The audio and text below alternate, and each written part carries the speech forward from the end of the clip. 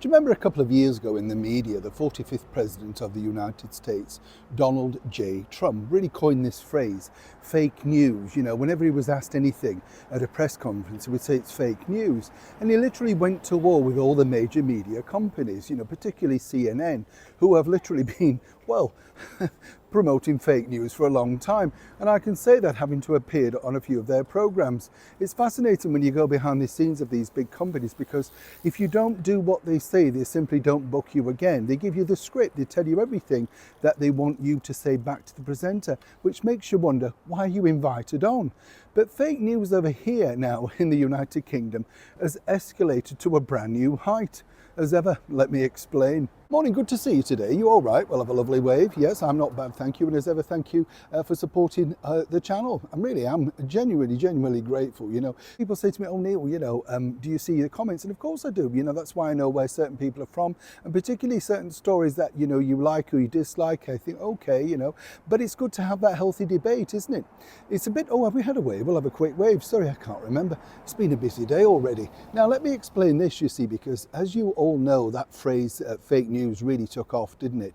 But when you think about it right now over here in the United Kingdom, we've had riots on an escalated scale, public disorder. People are just sick to the back teeth of people not taking charge. It's nothing to do with all the other topics. It's about leadership, isn't it? When you think about the old days, it was great leadership, whether it be from Winston Churchill, Margaret Thatcher. Now, namby-pamby people that can't read or look directly to camera without checking notes every single 2 minutes. Absolute shambles, I'm sure you'll agree. Now, here's where it gets even more ludicrous, because over on ITV, the home of impartial news, ITV News, yes.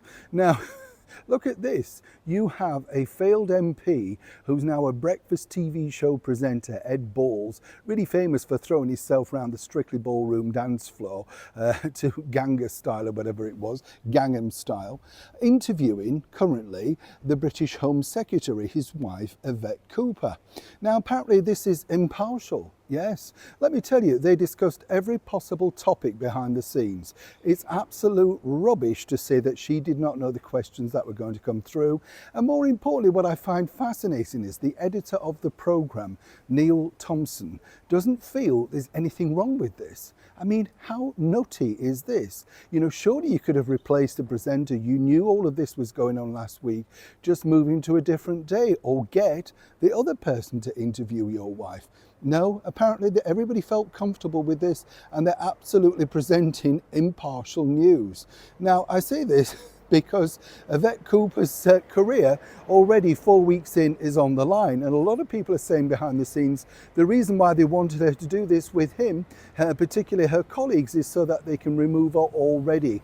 Things are crumbling at that level that quickly. But as I said at the start of this video, what's fascinating is people laughed when, you know, Donald said fake news, but truly, it's come true. Whether you like him or not, he was right.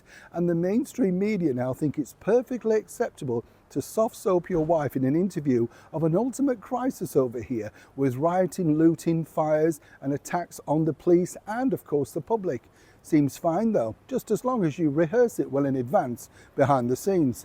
As ever, I'd love to know what you think to this particular breaking story in the comments below, and as ever, be polite, like and share if you can. Neil Sean in the very heart of London.